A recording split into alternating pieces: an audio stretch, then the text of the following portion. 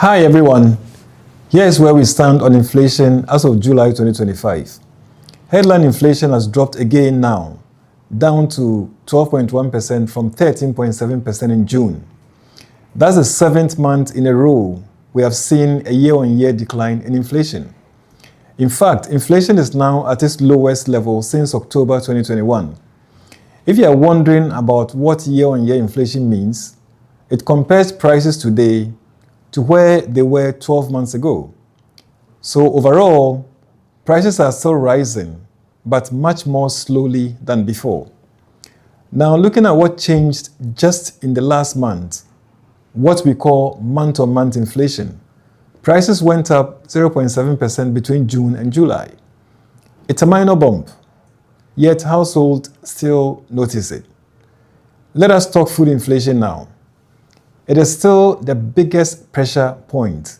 Food inflation is at 15.1%, even though it dropped slightly from June.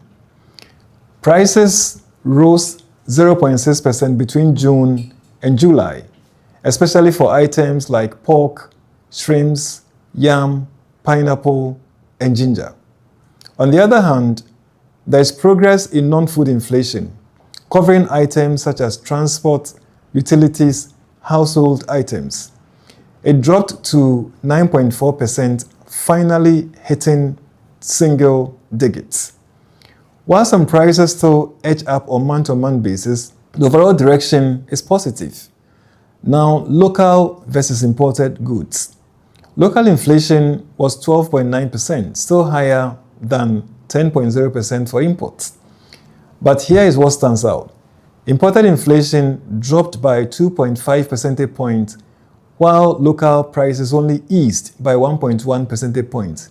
In fact, prices for local items rose by 0.9% month-on-month, compared to just 0.1% for imports.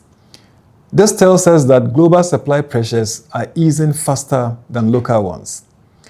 Let us break it down further. Goods inflation.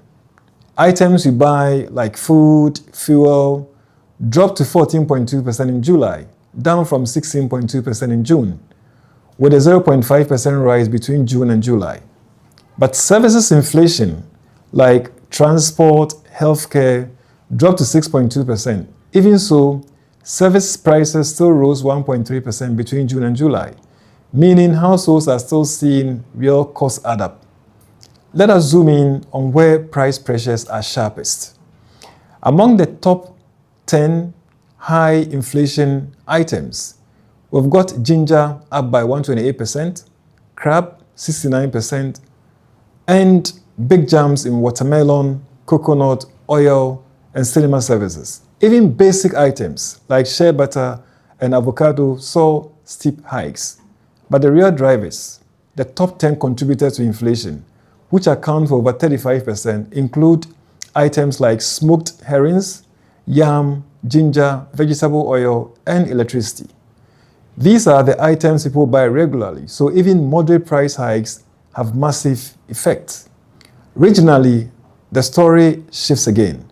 Upper West tops the charts at 24.8% inflation, more than double the national average. Meanwhile, Central region is at just 7.7%, the lowest. This shows that one-size-fits-all solutions won't work. We need region-specific interventions.